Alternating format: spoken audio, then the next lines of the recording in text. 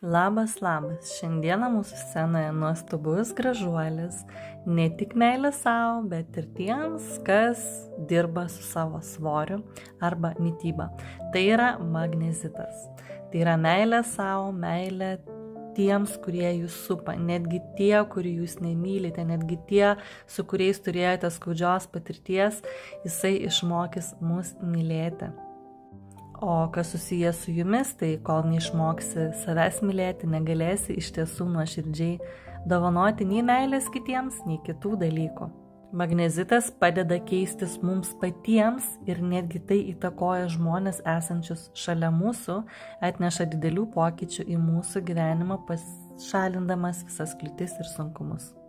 Jis apskritai skatina veiklumą, motyvaciją mūsų žadina, moko mus mąstyti, analizuoti, įgyvendinti net netikėčiausias idėjas, turėti įvairių planų.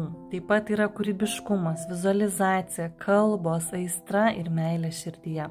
Padės tavo asmenybei realizuotis ir jausti savo svorį bei autoritetą.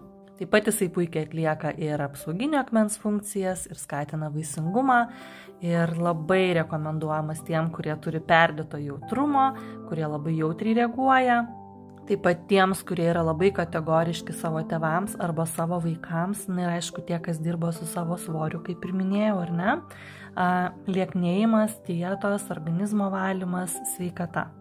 Taip pat yra priėmimo akmuo, kuris padės paleisti vaikystės nuoskaudas arba nuoskaudas su kitais žmonėmis.